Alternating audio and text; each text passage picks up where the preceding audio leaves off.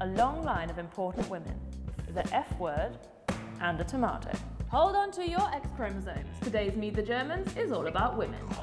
Just over 50% of the German population is female. Some of the most popular names for girls over the past 50 years have been Stephanie, Katharina, or more recently, Marie. The life expectancy of a girl born in Germany today is just over 83 years. That's almost 5 more than her male peers. But will little Marie experience equality in her life?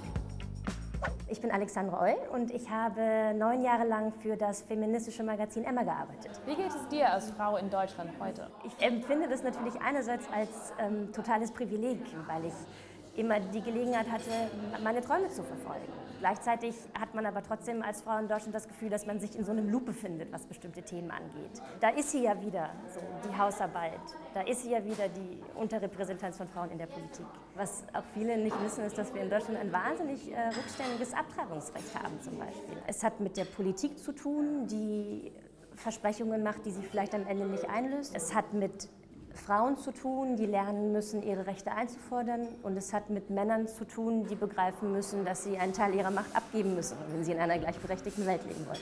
The Global Gender Gap Index tracks progress in gender equality in areas such as health, education, economy and politics. Germany is ranked 10th out of 153 countries. Not bad, but it still has one of the biggest gender pay gaps in Europe. And if you're on the board of one of the top German companies, you're more likely to be called Michael, Thomas or Stefan than you are to be a woman. Allow me to introduce you to Luisa Otto-Peters. Back in the mid-19th century, she was one of the early trailblazers in women's rights. They were fighting for the right to vote, to get an education and to work. But what came next? Let's kick off with a victory. In 1918, women in Germany won the right to vote.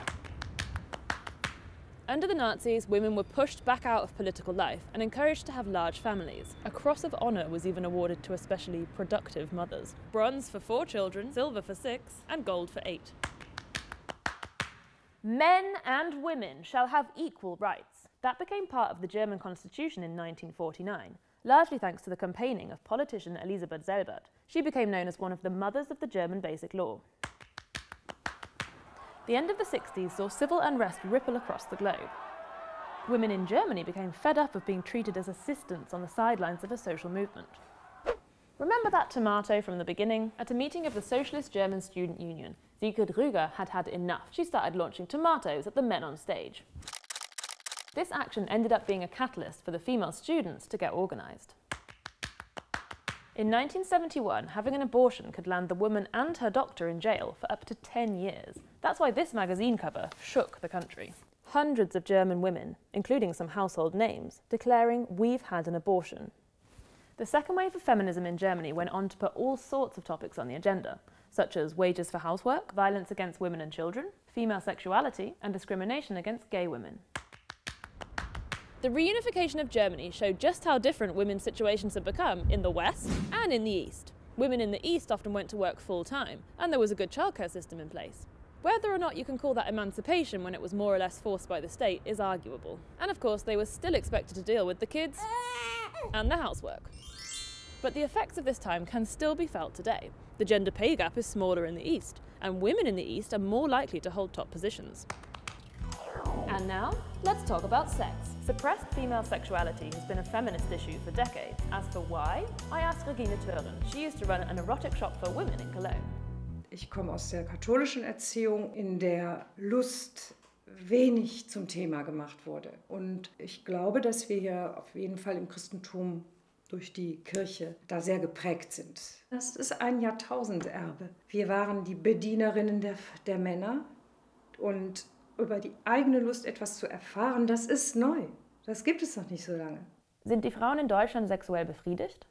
Ich glaube, was ich so festgestellt habe, die Frauen in Deutschland leiden darunter, nicht befriedigt zu sein, so wie das auch international ist. Wie die Männer es leichter haben, zum Orgasmus zu kommen, als wir Frauen. Dass wir viel mehr drumherum Vorspiel, Nachspiel, Hauptspiel, Zwischenspiel brauchen und so weiter. Das sind immer die gleichen Themen. Auch wirklich in allen Kulturen. Are you ready for the F word? Angela Merkel is one of the most influential women in the world.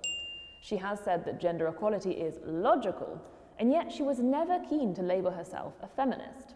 Let's see what everyone else has to say. Sind Sie Feministin? Nein. Nein. Absolut. Ja? Nein. Nee. Nee. Ja. Teils, teils. Nein, sieht man doch. Was genau bedeutet die Bezeichnung für Sie? Eine Frau, die für ihre Rechte kämpft. Für mich hat das auch mal so ein bisschen was mit Unzufriedenheit zu tun. Ich bin nicht unzufrieden. Feminismus ist für mich halt eine Extremposition. Und ich bin kein extremer Mensch, der sich nur für Frauen einsetzt. Man kann das auch so sehen, so das englische Wort für die Menschheit, Humanity. Dann kann es auch mal ein Wort geben, das mit Fem anfängt. Also in Deutschland sind wir ja schon relativ weit, würde ich sagen, aber in anderen Ländern ist das noch nicht so. The thing is, we both come from countries from Latin America where women really need to fight about many things. But here, for example, I talk with many friends whom are guys as well, and they seem to be more open about equality. Für mich bedeutet Feminismus, dass Frauen alles erreichen können, was Männer auch können. Das soll schon sein, da bin ich auch dafür. Frauen sollen sich auch im Leben durchsetzen können. And now it's over to you. Has anything surprised you in this episode? And what's the situation like for women in your country? Let us know in the comments.